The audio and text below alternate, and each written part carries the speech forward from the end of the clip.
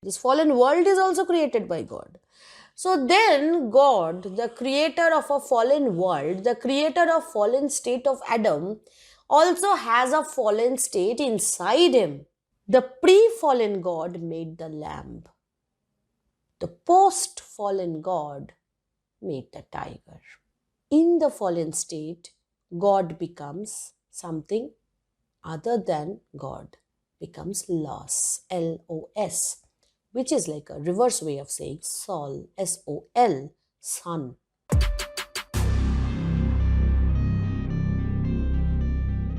Hello and welcome back to Nibblepop.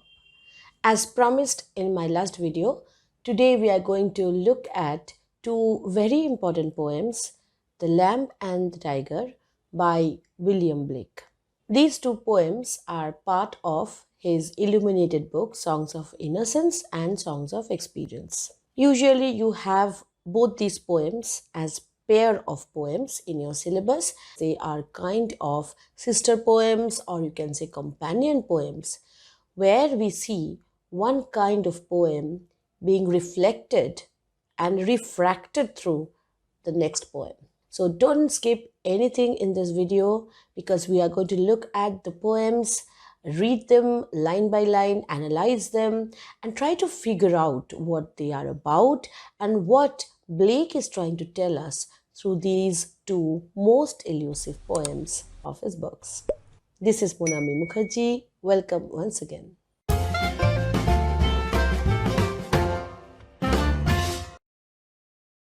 Songs of Innocence, as we were discussing in our last video, Songs of Innocence was published in 1789, the year of the French Revolution.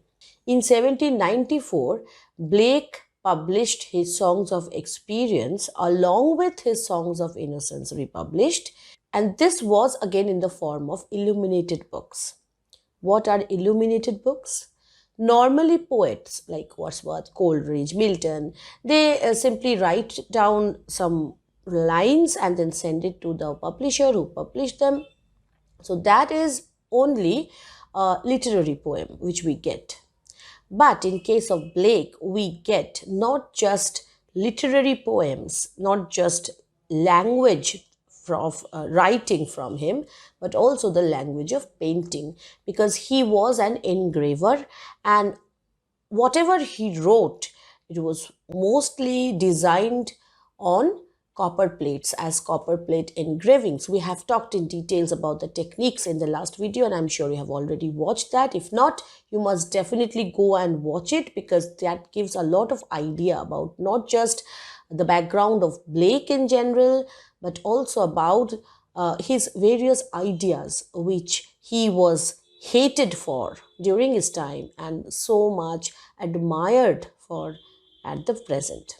Now, in Songs of Innocence, we have a set of poems where we see very innocent lines, mostly in the form of nursery rhymes, about joys and happiness and peace and harmony, which we see in things like childhood, in things like unfallen state of innocence. So all the poems, they are characterized by this easy, gentle flow, which we will identify when we will be reading the poem The Lamb. Songs of Experience, they are totally different. The tone changes, everything changes. So we will talk about those things as we go on with our reading of the Tiger. Okay, so not wasting any more time on these things, let's just jump into the text and let's start reading The Lamb. And I'll read it at one go because it's a very short poem, just 20 lines. Little lamb, who made thee? Dost thou know who made thee? Gave thee life and bid thee feed by the stream and o'er the mead. Gave thee clothing of delight, softest clothing, woolly pride. Gave thee such a tender voice, making all the vales rejoice. Little lamb, who made thee? Dost thou know who made thee? Little lamb, I'll tell thee. Little lamb, I'll tell thee. He is called by thy name, for he calls himself a lamb. He is meek and he is mild, he became a little child. I a child, and thou a lamb, we are called by his name. Little lamb, God bless thee. Little lamb, God bless thee. Such a simple way of writing a poem, isn't it? What need of explanation here? But let's just again look at the poem itself. In stanza 1, we see that there's a question asked. Who made thee? Okay, so the first thing I want you to think about is who is asking this question. Okay, so there is this implied speaker. Implied means in this first, when we see that there's a question, we don't yet know who the person who's asking this question. We get an idea from the tone of the question that what kind of a speaker this could be. And this looks like a very childish person, or rather a child. The question is, who is the creator of the lamb? Fine.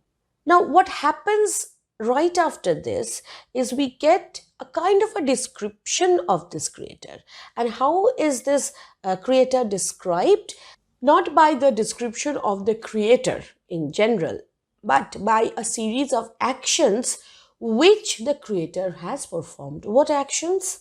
Gave thee clothing of delight, softest clothing, woolly bright. The lamb, you know that it has beautifully soft, woolly, silken fleece. And that is the work of the creator. Gave thee such a tender voice, making all the vales rejoice. So the beautiful bleating of the lamb, which has such a happy note to it, that is also created by the creator. So when we see these words, give thee life and bid thee feed, which means that this creator is not just creating the lamb, he is also protecting the lamb, giving clear set of instructions, clear set of ideas about how to live its life, how to feed, how to sing, how to enjoy life. So this creator has this plan for this lamb, and this creator watches over this lamb like a protector. So we just have this idea of a creator extended into this persona of a protector here. Now, when we talk about the actions of the creator, then notice something, that the lamb is feeding, the lamb is singing, fine. But note the word bid. Bid means an order, an instruction. So, is there any free will on the part of the lamb? And absence of free will means not exactly a kind of pristine situation for us, at least. But since the lamb does not know this, therefore the lamb is happy, because the lamb feels that this is the only way to live. Also note the word clothing. Now, normally in the natural world, animals don't have concept of clothing. Clothing is a very human concept, and not just a human concept. It's a concept that came after human beings experienced the forbidden fruit. So this is kind of very weird that in a world where Blake is trying to show us innocence, he is using the word clothing. Nakedness is something which is celebrated in the world of innocence, because people are not aware of their nakedness there. But here the lamb is wearing a clothing. But yes, you can say that this clothing is not an artificial one. This is a natural clothing, which is again like an extension of its own body. And then we see that this whole idea of this lamb is somehow very symbolic too, because it's not just one lamb he's talking about. This lamb is like a representation, a symbol. Symbol of what? Symbol of an innocent being who is not even aware of the creator or of the dangers from which the creator is protecting it. Okay? Little lamb, who made thee? Dost thou know who made thee? So there's a kind of a repetition there. And then there is this statement that little lamb, I'll tell thee. So the speaker decides to tell the lamb. Of course, the lamb cannot speak back. It's a lamb.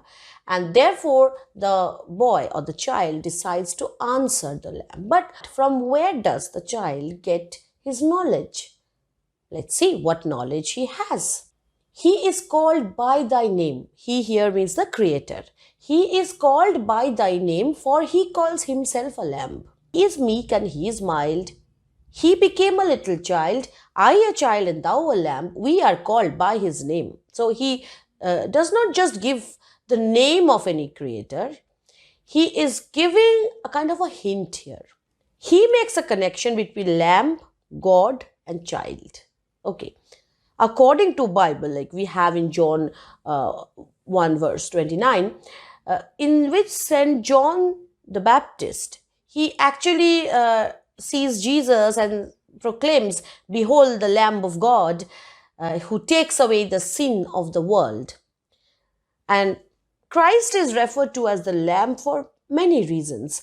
One of the reasons being that he took birth to be sacrificed. I mean, this is the idea that Christ took upon himself the sin of this world, and then he sacrificed himself on the cross, and that gave the entire mankind all kind of forgiveness that was possible. So Christ is a very accepted figure of lamb, sacrificial lamb. And at the same time, the kind of teachings that Christ propagated or he wanted everybody to follow, they were based on very gentle observation of meekness, mildness, forgiveness. Okay, not like the Jews who believe in hitting back, taking revenge. Christ believed in forgiveness, and he wanted people to forgive each other. You know, in that prayer, they say that we forgive those who trespass against us and let us be forgiven. So that's the kind of mutual forgiveness that would enable the mankind rather to prosper. This was Christ's idea. And therefore, all these qualities that we see here, meek, mild, lamb, all these qualities and attributes and symbols, they are associated with Jesus Christ. And since Jesus Christ was born as a human being, his incarnation was a human form. Therefore, he was also a child. And therefore, in Christ, we have a union between the lamb and the child. And therefore, the child is saying that you, me, and then he doesn't name him. He just says he. Because this is again very interesting. If you look at the story of Genesis, it says that God created everything and Jesus Christ happens to be the Son of God. Technically, Jesus Christ is not the creator. He is the son of the creator. Just like we all are children of the creator. Fine. That's why Milton also calls him one greater man. Here, he is saying that Jesus Christ is, of course, the Lamb of God. And Jesus Christ was born as a child. But Jesus Christ, according to the Bible, did not create anything as such. Like everything was created before Jesus was born. Therefore, there is this weird kind of confusion created. Who is the creator of the lamb? If you go by the words of the child, it is Jesus Christ. But then we have to understand that when a child grows up in a Christian environment, they don't have this kind of distinction between Jesus and God. They worship Jesus as God. This happens. Incarnations are often considered to be divine. Like in India, Ram, Krishna, they are considered to be gods, although they were human incarnations of Narayan. So the point is, it doesn't matter to the child whether it was Jesus, whether it was Jehovah. It matters to him that whoever the creator is, that creator came in the form of Jesus, and that creator came in the form of child and became the lamb. And therefore, in that figure of Jesus, there is a union between the child and lamb. And then, at the end, there is such a beautiful blessing that the child gives. Little lamb, God bless thee, little lamb, God bless thee. And when he says, little lamb, God bless thee, he definitely brings upon himself the same kind of blessing because they are all one. Two things are happening here. The child has answered his own questions, and the child is certain that his questions are answered correctly. He has complete faith in his understanding. There is no doubt, because doubt is something which does not belong to the world of innocence. Now, we're talking about innocence a lot. What does innocence mean? Now, if you look at the synonyms, normal, literal synonyms of innocence, what do you see? You have words like sinless, guiltless, okay? Somebody who has not committed any crime, who has no idea of any crime. And if you think more, you will come up with words like inexperienced, naive, vulnerable. And vulnerable means subject to danger. You need protection. Somebody who needs to be protected.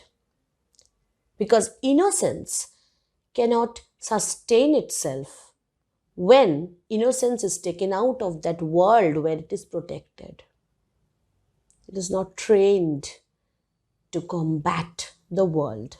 Now, look at the world where the lamb lives. Happy Valley, we can understand. It's a beautiful place. The lamb is bleating. And there's a communion between mind and matter. Background, foreground, everything is very, very bright and sunny. Is it real? Does it look real? I'll request my editor to show you the illustration plate of the lamb. Does this world look real to you? And in this illustration, what do you see? You see two trees connected, almost like watchful parent figures, a child talking to a lamb. There are other lambs behind that lamb to whom the child is speaking, and those lambs are resting. And something, you just notice if you zoom in, that the bodies of those resting lambs, they are kind of melting down, blending into the wall of the cottage. You can't identify the point where the bodies of the lambs end and where the cottage begins. So there's a kind of a blending into one.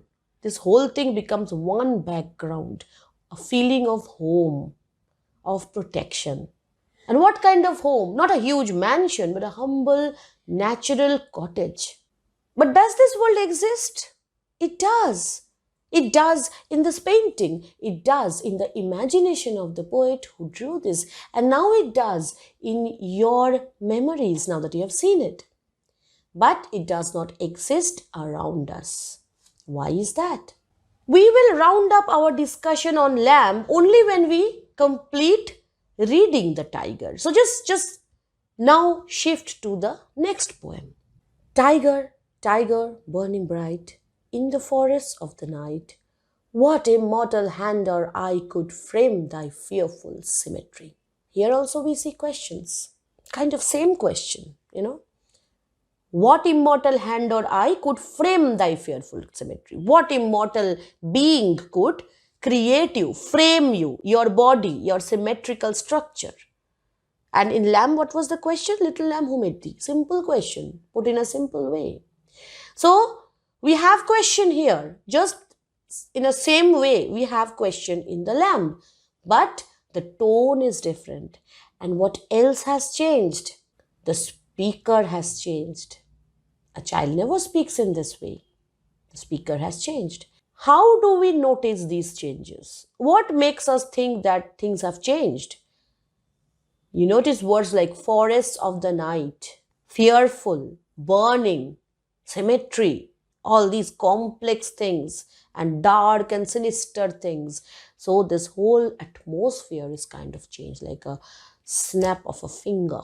The idyllic landscape of lamb is gone, and this is the real world where corruption, superstition, false religious teachings, these things abound. This is the world we are getting here in the poem, The Tiger. And look at the spelling of the tiger, Tyger. Now, this is the old archaic spelling of tiger, which Blake decides to retain. That gives an air of exoticism, a kind of mystery. That this is not just a random tiger he's talking about. Just like in lamb, it was not just one random lamb, but the lamb. Here it is the tiger. So it's like representative symbol of something more than just a creature, something more than just a cat. Now, when you look at the kind of atmosphere the tiger is living in, the forests of the night, as I told you, the dark, grim forests, tell me one thing. Could your lamb survive here? No. You need a tiger to survive the forests of the night. Okay? So with this idea, we will go on. In what distant deeps of skies burn the fire of thine eyes? On what wings dare he aspire? What the hand dare seize the fire? What is he talking about? He is talking about the person who attempted to make a tiger. In lamb, we did not see the way in which lamb was created. The child did not know so much. The child just knew that you were created by the same person who created me, and he also became a child, and therefore he did not think it was necessary to think about the process of creation itself. Here we will witness the process in which the tiger was created. So this creator, what he did, he seized the fire, caught hold of some fire. From where?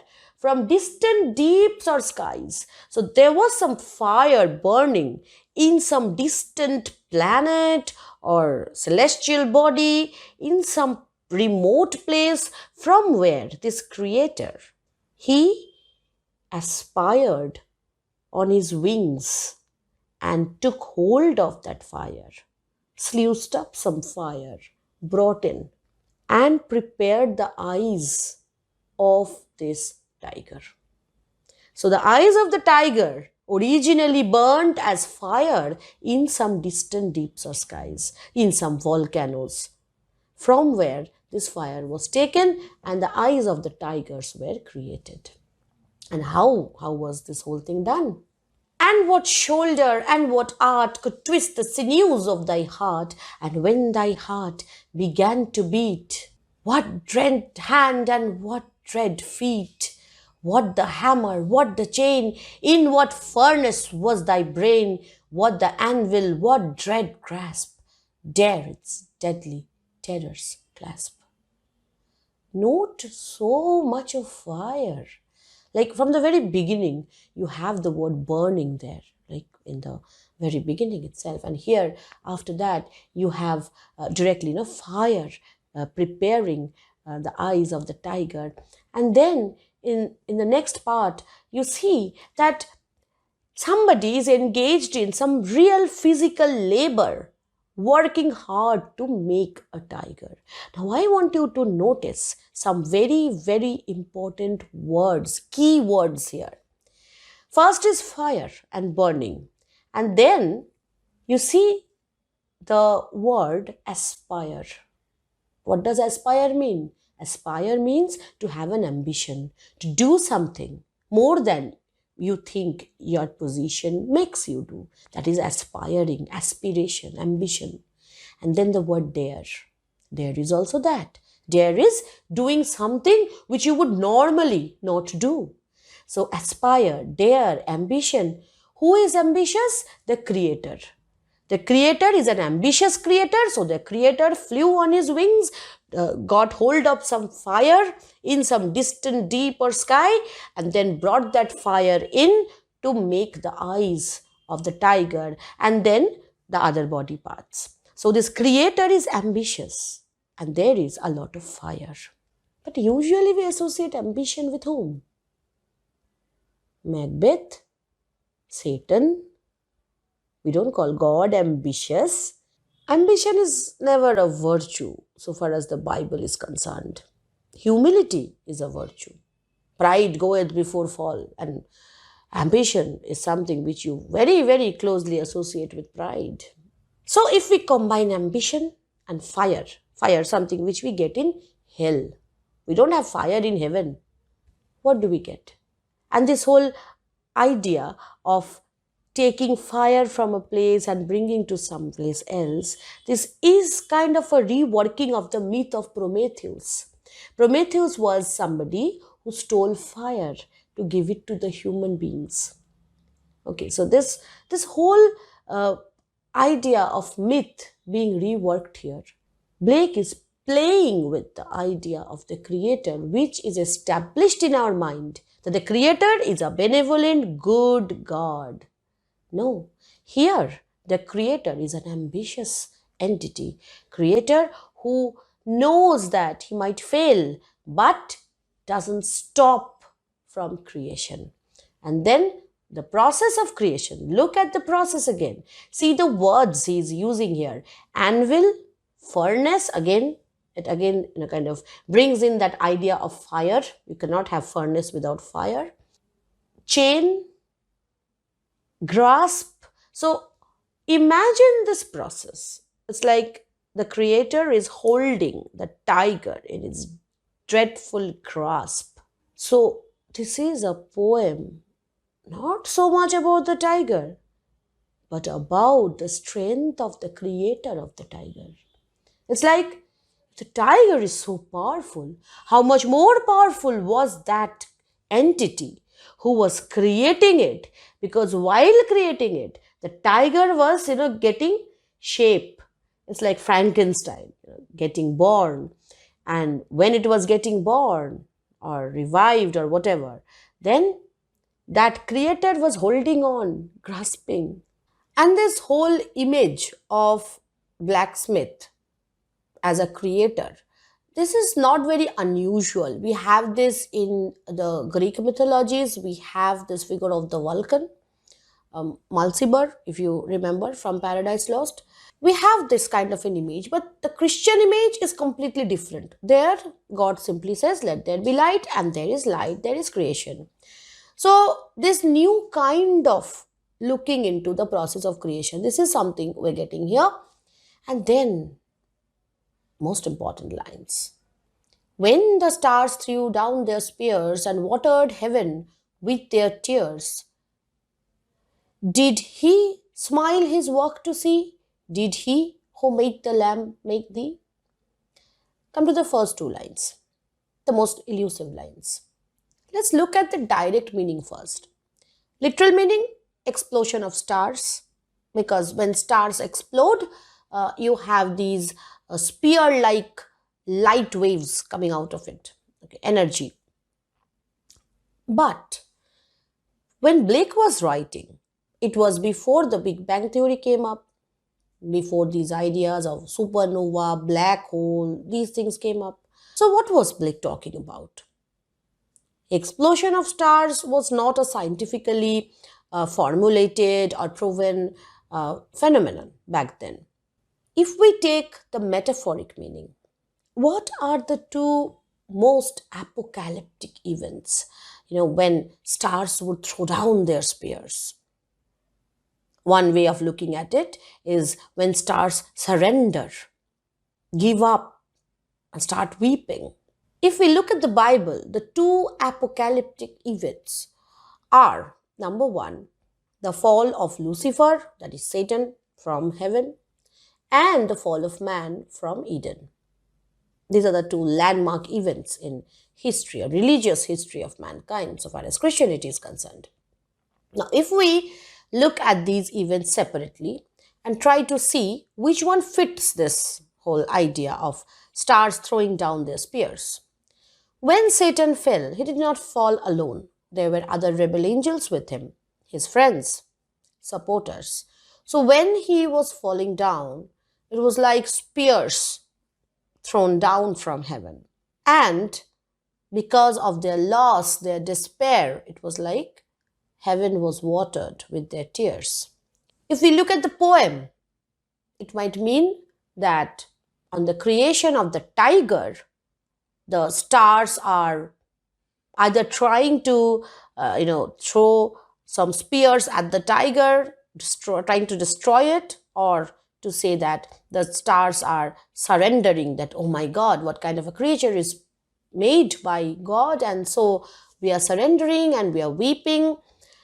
Somehow that doesn't fit into this whole thing, doesn't match with the tone of the poem. Looking at the language or the sequence of events, it is not said that after Tiger was built, the stars threw down their spears. It's not written in that way. It's written that when the stars threw down their spears, means the tiger was created, that is a separate phenomenon.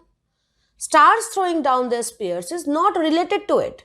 But that event, stars throwing down their spears, might have made God look at his creation tiger and think something. Think what? Let's see. Second event, the fall of man. When Adam and Eve were in Eden, then they were in a pre-fallen state. Pre-fallen state means they were in heaven. They were not so-called mortal men and women. And they were on the same plane as this innocent lamb is. Docile, obedient, and believing whatever they were told, they believed in those things, and naive. And they resembled their maker in mildness and meekness, because God made man after his own image. Now, when they fell, what change happened? They changed from spirit to matter, in simple terms. They became mortals. Now, when that happens, we call it a fall, but it's also a progression, right? Now, when they fell, of course, they watered heaven with their tears. In Milton's Paradise Lost, we see that they are weeping. But then, Milton also writes that they wiped their natural tears. Natural because now they are fallen, so whatever they are doing is natural things, not supernatural or spiritual things, but material things. So the tears were material tears. And why did they wipe it out? Because they were looking forward to this life now. And somehow this element of adventure, this element of change is also exciting. Fall is exciting, change is exciting. So if God is questioned at that moment, are you happy? Are you smiling at your creation, man, not tiger, man in this case? Would God really be sad about it? Is a creator only happy creating simple, naive things? Isn't a creator more happy if a more complex thing is created? Fallen man is a more complex thing than an unfallen man, because fallen man has knowledge, has wisdom. And somehow, think of it in this way. In lamb, we have seen that the lamb is meek and mild. This means that the creator is meek and mild. Because whenever a creator creates something, then somehow whatever is there inside the creator, innate nature, whatever, is reflected onto the creation. Same thing happened with Adam when he was created. But after Adam fell, and this fallen world, which was also created, this fallen world is also created by God. So then God, the creator of a fallen world, the creator of fallen state of Adam, also has a fallen state inside him. Because we have just said that a creator always has the elements which are there in the creation. So in the fallen state of Adam, we see fall. And that fall is there in God. The pre-fallen God made the lamb. The post-fallen God made the tiger. In the fallen state, God becomes something other than God, becomes loss, L-O-S, which is like a reverse way of saying Sol, S-O-L, sun. Sun, the supreme source of energy. When that falls, it becomes loss. It's like that. Nowadays, we have this concept of antimatter, black matter, dark energy. That is loss. It's not easy to just say that it is Satan. No, Satan fell from God, fine. But loss is not just Satan. It is that counterpart of God which took birth the moment Adam fell. And because Tiger is not spiritual energy like lamb is, Tiger is a material reality because Tiger belongs to the world of experience, material reality. Therefore, to create the tiger, you cannot simply say, let there be tiger and there is tiger. You need to actually work hard for it. Work with your hammers and tools and furnace and fire.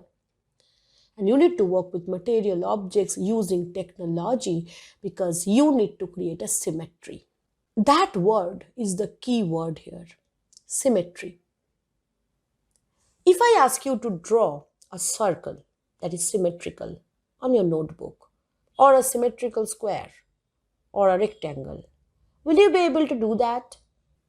If you use precise scientific tools and if you use imagination. What is mathematics if not imagination? Especially geometry if not imagination. The idea of infinity, the idea of negative numbers, the idea of all these variables. Everything is imaginary because you need to imagine them. Science, in its deepest core, is imagination. And in Blakean idea, loss is like this fallen god, or the fallen part inside the god. And loss is very creative. He doesn't maintain any order, he doesn't follow any rules because, well, when you are in a creative spree, you don't think about rules, regulations, censor. Tiger is not created for any moral purpose because creativity doesn't care about morality. Morality is created by the rule makers of this world who want to control human beings by telling them what is good and what is evil. Now let's look at what Blake thinks about it. For Blake, energy is divinity. God is like energy, which is again seen as negative and positive, yin and yang. There's no good and evil there. Okay? He's sounding almost like Einstein, isn't he? And creator is the ultimate source of energy, you can say. And Blake says, without contraries is no progression. Without contraries means without this duality in you, without this struggle in you, you don't proceed. As a human being, you don't proceed. If you are a god, even then you cannot proceed if there is no conflict in you. And then he says, attraction and repulsion, reason and energy, love and hate are necessary to human existence. From these contraries spring what the religious called good and evil. Good is the passive that obeys reason. Evil is the active springing from energy. So good, opposite of evil. Reason, opposite of energy. You would ask why? Just imagine this thing. When you tell a girl, don't go out in the dark at night, what do you mean? You mean that this world is a bad place and that girl might be attacked. The girl follows this. The girl is a good girl because the girl follows reason. If she doesn't do that, she is bad girl. If she questions that, she's a bad girl. So questioning, challenging, going beyond, being creative, these things pose a threat to the established rules of this world. And Blake was very much dead against the concept of rules because rules bind human beings down. And he actually told elsewhere, and it's a beautiful thing he said there, prisons are built with stones of law, brothels with bricks of religion. The pride of the peacock is the glory of God. The lust of the goat is the bounty of God. The wrath of the lion is the wisdom of God. So in God, we have all the qualities of every object that God has created. So yes, we have the lamb in God. We have the tiger in God. We have all of us in God because then, only then, are you a true believer. You are not a true believer if you think that there is anything in this world which is not inside God. Because, well, the Bible, whatever scriptures you have, they say that God is everywhere and God is in everything. Did he smile his work to see? Did he who made the lamb make thee? Who is he? The fallen God, the you-risen counterpart, we can say. Is he happy? Of course he is happy. He has accomplished an ambitious thing. He wanted to make a tiger. And why did he want to make a tiger at all? Because as I have told you, a lamb wouldn't survive this forest. A tiger would. This is the real place. This is the real picture. And you need a real combating force. Did he who made the lamb make thee? Are the two creators same? Of course, yes. Both are God. Of course not. Because both are two different versions of God. One pre-fallen, second one post-fallen. I'm not saying God fell. I'm saying with fall of man, the element of fall was somehow propagated inside the creator also. That element is loss. Okay? So same creator, but different timelines. Tell me one thing. It will be very clear then. If I ask you this question, did he who write the tiger write lamb? Yes, William Blake. And no, because not the same William Blake. The William Blake who wrote the lamb, he wrote it before 1789. It was published in 1789. It was published on like French Revolution time. And the William Blake who wrote the Tyger, he wrote it and published it during what we now call the Reign of Terror. The disillusioned France, the France which started to question the justification of the revolution. Was it okay? Was it worth it? I mean, we killed everybody. Was it okay to do that? Now we are getting like sabotaged. Now we are getting no benefits. This is France questioning its own rebellion. Every revolution brings a lot of energy and then a lot of questioning, because every revolution is bound to fail in a way, because it never reaches the level of expectation which people have from a rebellion, from a revolution. And therefore, a William Blake in 1789 is a different person from a William Blake in 1794, although it's only just 3-4 years, 5 years. Unlike the lamb, the questions here are not automatically answered. I was telling you, like after the French Revolution, when people were questioning the revolution, answers were not that simple to get. And therefore, in a same way, in the poem The Tyger, we see that answers are not provided because real life doesn't provide you with answers. Your work is to question life. You might never get any answers. And this whole technique of questioning, it is a very scientific technique. You know, when a scientist, like later day scientists, when they questioned Newton, Rutherford, Bohr, Schrödinger, even Einstein, were they insulting those scientists? That I'm questioning your theorem? No. They were building on those premises that those early scientists created. And the greatest honor that a scientist can do to a previous scientist is to question his premises, because that is how you live on as a scientist. You don't stop where you stop. You continue through your later generation. Therefore, in scientific bent of mind, whoever possesses a scientific bent of mind will always tell you that questioning is paying tribute. Questioning means you are giving importance to what I'm saying. You are considering what I'm saying. Religion does not allow that. Religious people say, if you question the scriptures, you are insulting the scriptures. So, of course, religious people, they wanted to censor Blake. And the best way to censor someone is to brand that person as a madman. That person is a madman, nobody will believe him, nobody will think about him. Why were they so worried? Because religious leaders bank on unchangeability of their scriptures. Because they don't want change, so they hate any creative energy. They want to bind the creative energy. They want to bind the force of creation. And the last part, Tyger, Tyger, burning bright in the forests of the night, what immortal hand or eye dare frame thy fearful symmetry? The last part is so similar to the first stanza, although the only word which is different is the word dare. Why? Because Blake wants us to focus on that word. This is the word that differentiates the creator of the tiger from the lamb. This creator dares, goes beyond, is ambitious.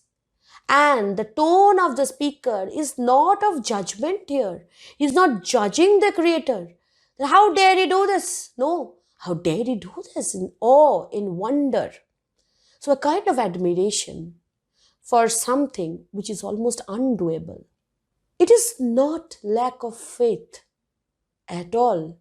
It is an admiration for the guts of the creator who could create something as deadly as the tiger, because back then it was the ultimate killing machine. It was not back then a threatened species at all like today.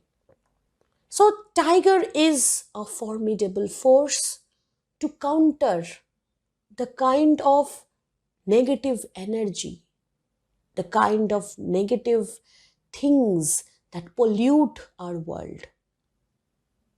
In the Bhagavad Gita, we have this promise of incarnation when Krishna, he says, Yada yada hi dharmasya glanir bhavati bharata abhuttanam adharmasya tadatmanam srijanmaham. Means whenever this world is filled with violence, greed, sin, all kinds of things that corrupt, paritranaya sadhunam vinashaya chadushkritam, means to save the innocent, to protect them, dharma sangsthapanarthaya, in order to re-establish religion, sambhavami yuge yuge, which means I will come again and again. So this promise of reincarnation at a point where everything is going to the dogs. You need a tiger to protect the lamb. So tiger is not an enemy of the lamb. The lamb exists on a level of the spirit. Whose spirit? When you look at the title page of Songs of Innocence and Experience, you would see that he clearly writes there, contrary states of the human soul. So forget about everything else. The lamb and the tiger are counterparts of each other because they both stay inside us. When we are innocent, we take the world at its face value. We believe people. We are innocent as the lamb. We are happy. We are gullible. We are vulnerable. We are weak. And therefore, we face the harsh realities, the forests of the night. And then we get hammered. We get burned. We get, rained down by spears from the stars. And then we re-emerge as tigers. And this re-emergence is like a phoenix, getting out of your own ashes. And therefore, we are the lamb, we are the tigers, and we are both inside this whole idea of the creator. The creation process, the materialistic process. Why did Blake write about this? I'm going to take you to a small passage, a small stanza written by natural physicist Erasmus Darwin, not Charles Darwin. Erasmus Darwin, he wrote a poem called The Botanic Garden, in which this part called The Economy of Vegetation, where he writes about some giants inside a volcano, Etna, where they are making some tools, some weapons. And he writes in this way, thus when of old as mystic bards presume, in old days, huge cyclops dwelt in Etna's rocky womb, On thundering anvils rung their loud alarms, so they were hammering these things. Leagued with Vulcan, so they were a team under Vulcan, forged immortal arms. Then Venus, the goddess of love, she comes here and she sees these giants. With radiant eye, she viewed the boiling ore. So Venus, she looks at this whole factory going on.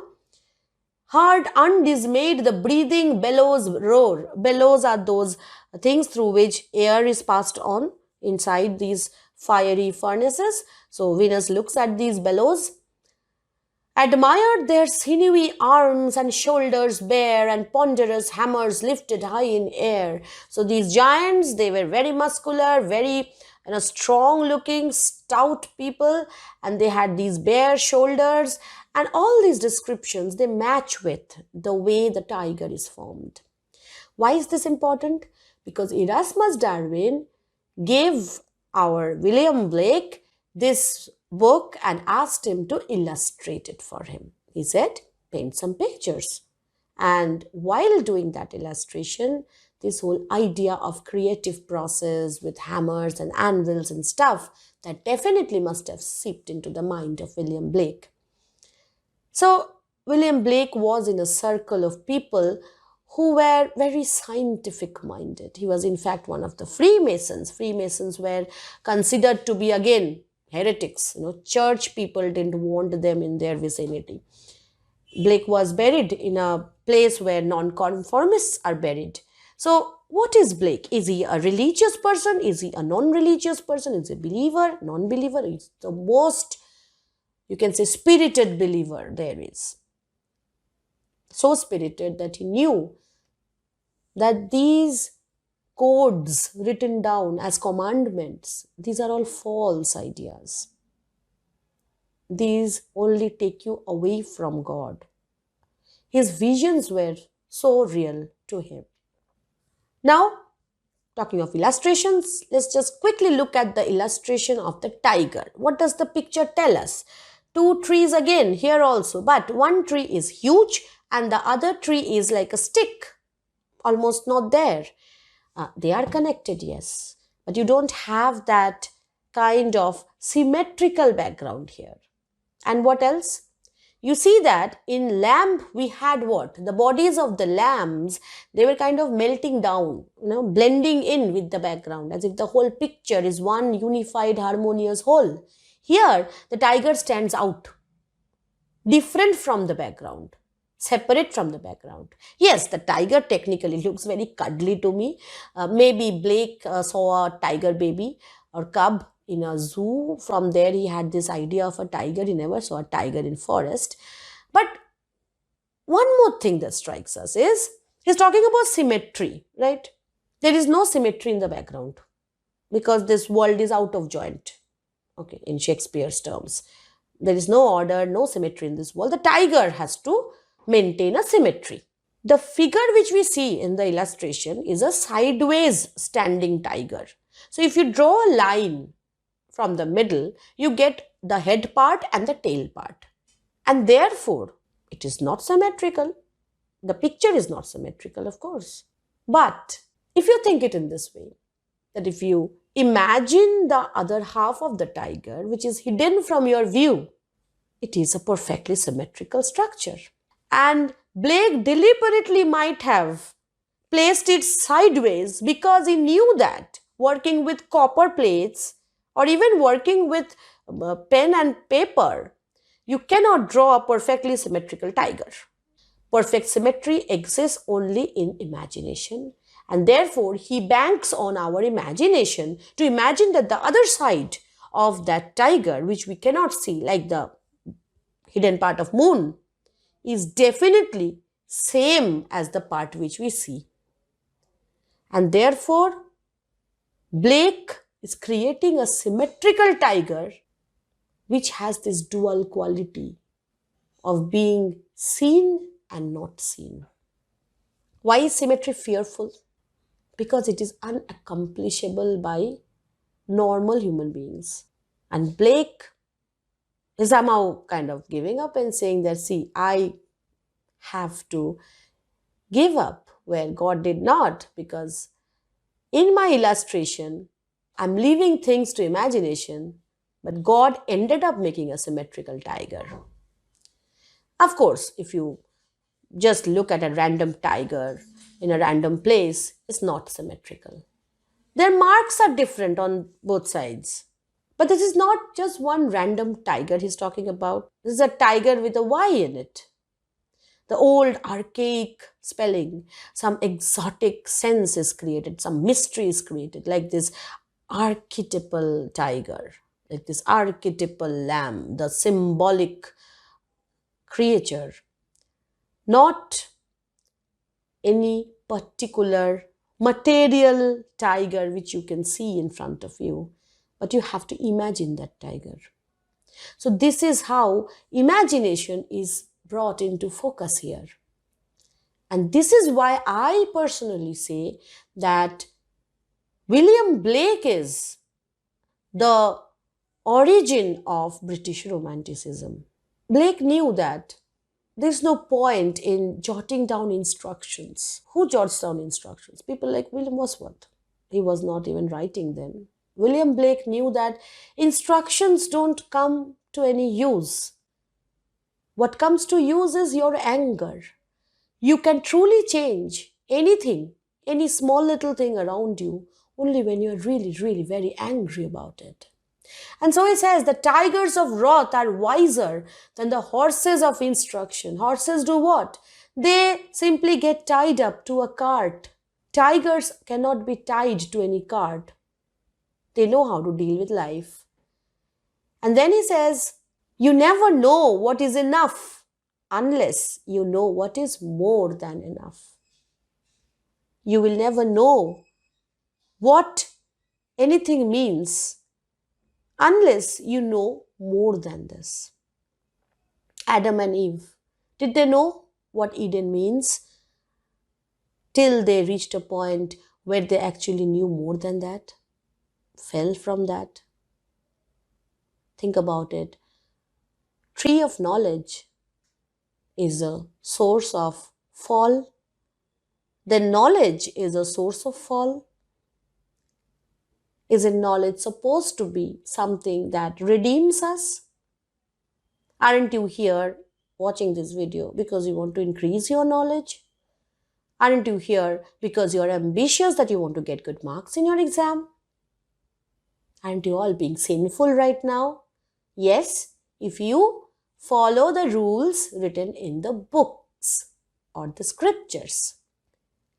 But if you look from the point of view of William Blake, you are doing nothing but fulfilling the impulses of that creative persona in you. Reason, logic doesn't get you revolutions, changes. Reason, logic believes in mostly establishment and maintenance of stasis, sameness, inertia. Creativity is going against inertia. And this is what William Blake's poems are all about. He knows that we have both these impulses. He doesn't ask us to choose. He doesn't tell us, choose which is good, innocence, experience. He doesn't do that. He tells us that these two things are there in us, lamb and tiger, both there in us. It matters which one we choose to manifest at what point in our lives. So with this thought, I'm going to leave you today. I'm going to meet you soon in my next video. If you have any questions, please have some questions, because if after today's session you don't have any questions, then I'll feel like you haven't followed that asking questions is the best way to understand things. So try to ask questions which come to your mind. We're going to take up some other text very soon in our next video. Till then, stay happy, stay subscribed. This is Monami Mukherjee signing off.